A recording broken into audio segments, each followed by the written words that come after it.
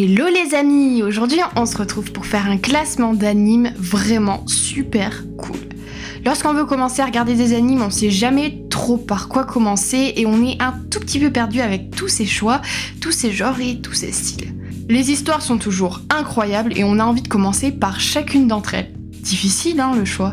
Oui, beaucoup trop. J'ai trouvé ce classement sur My Anime List et ce sont les animes les plus populaires en ce moment.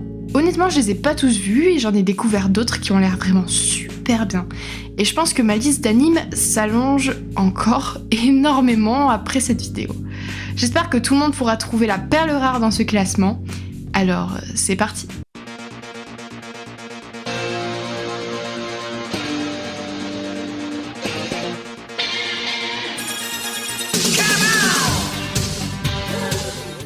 On commence avec Hunter x Hunter qui arrive à la 10e place. Notre héros s'appelle Gon et est abandonné par son père. Il décide à 12 ans d'aller le chercher. Son père n'est pas n'importe qui puisque c'est aussi un hunter, un aventurier, chasseur de primes. Tu sais que ton père t'a abandonné quand tu n'étais qu'un bébé pour devenir hunter. Oui, je sais. Pour le retrouver, il va lui-même essayer de devenir hunter et pour cela, il va passer de nombreux tests hyper dangereux pour essayer d'acquérir ce titre. Notre héros va tout faire à l'aide de ses nouvelles connaissances pour réussir à devenir hunter. Je n'ai jamais vu cet anime. Par contre, Barlow, lui, il l'a déjà vu et il voulait vous donner son avis. Hunter x Hunter fait partie de mes animes préférés parce que j'adore les protagonistes et mon message qu'ils vont passer suite à l'anime. Ce que je trouve vraiment beau. Ensuite, les deux protagonistes que je trouve qu'ils sont incroyables ensemble. Déjà en termes de puissance et en termes de différence, mais qu'elles se complètent totalement. Je trouve ça très beau. Je trouve que toujours aller graduellement selon leur niveau et d'exploiter leur potentiel au fur et à mesure, de marquer la personne qui visionne. Grâce à ça que j'aime Hunter x Hunter et que j'aimerais tout Hunter x Hunter. En 9e place, Tokyo Ghoul. On suit l'histoire de Ken Kanekyun, je sais pas si je le dis bien, qui est un étudiant introverti. Un jour, il se fait attaquer par une créature vraiment étrange qui n'était autre que son rencard. Et oui, bon, c'est un peu dommage, son rencard qui l'attaque. Ouais, moi, mes rencards, j'espère qu'ils se finiront jamais comme ça.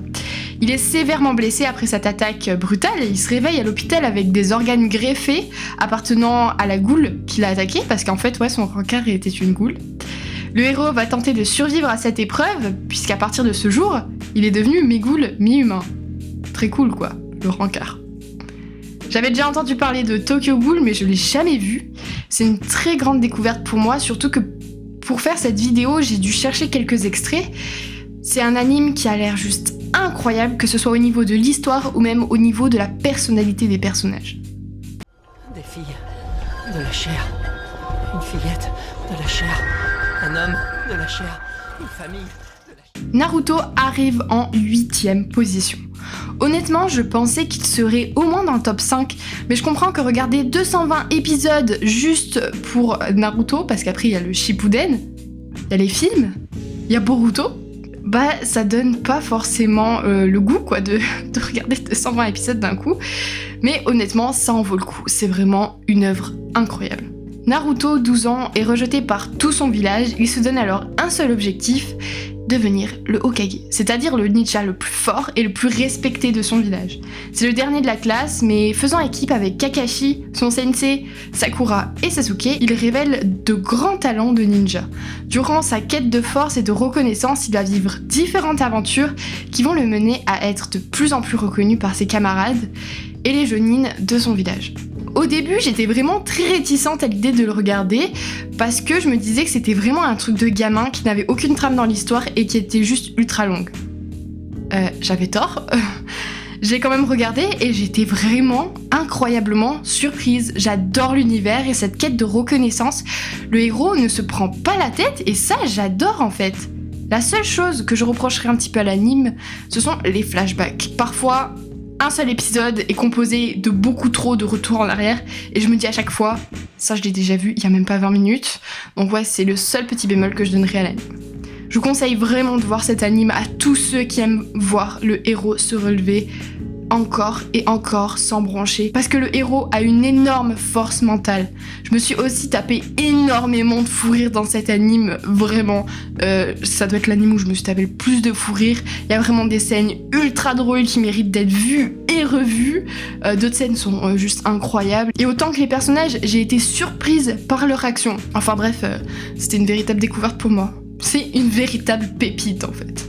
En numéro 7, on a Kimetsu no Yaiba, ou Demon Slayer en anglais, qui est l'un des meilleurs animes que j'ai pu voir. On suit l'histoire du jeune Tanjiro qui vit avec ses frères, ses sœurs et sa mère. Comme c'est l'aîné, il doit toujours être prêt à faire plus d'efforts, mais un matin, alors qu'il avait passé la journée au village pour vendre du charbon, il découvre toute sa famille morte, sûrement massacrée par un démon.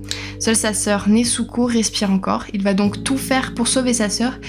Je trouverai la solution. Mais je vous en supplie, arrêtez s'il vous plaît.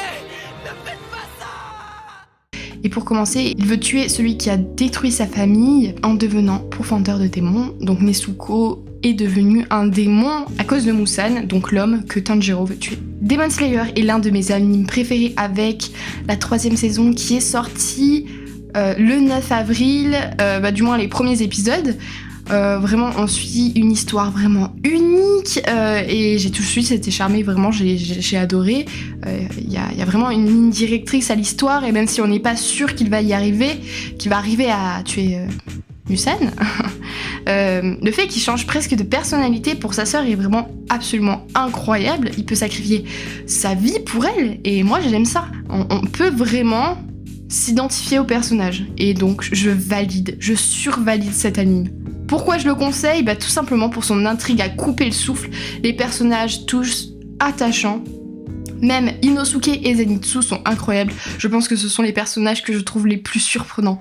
Notamment avec cette scène de Zenitsu qui pleure parce qu'il a demandé en mariage une fille et qu'elle a refusé. C'est vraiment l'une des meilleures scènes que...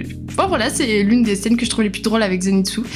L'évolution des personnages est aussi incroyable. Il y en a aucun qui stagne. Ils réussissent tous à apprendre de leurs erreurs et ils se relèvent. Les personnages sont vraiment énormément travaillés, ils ont tous une personnalité unique et ça rend l'anime vraiment incroyable. My Hero Academia arrive en 6e position. Je connais cet anime de nom, j'en ai beaucoup entendu parler, mais j'ai jamais eu spécialement envie de le regarder.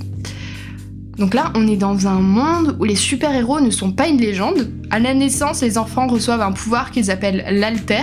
Il existe cependant certains enfants qui ne reçoivent aucun pouvoir. Midoriya Izuku, un jeune garçon n'ayant pas eu le privilège d'avoir de pouvoir, se voit devenir le jeune successeur d'un grand héros. Il fera tout pour devenir ce qu'il n'est pas, c'est-à-dire un héros au pouvoir unique. Je pense que cet anime s'ajoute dans ma wishlist d'animes à regarder. Parce que bien qu'il soit pas l'un des animes qui me donne le plus envie d'être vu, je pense que c'est vraiment... ça a l'air bien en fait. Après avoir vu le résumé, d'avoir un petit peu cherché des extraits, vraiment, je pense qu'il a l'air incroyable. Moi je regarderai. Ça y est, c'est déjà la fin de cette vidéo. J'espère qu'elle vous a plu. On se retrouve très bientôt pour une partie 2. Et je vous dis à la prochaine. Bye bye.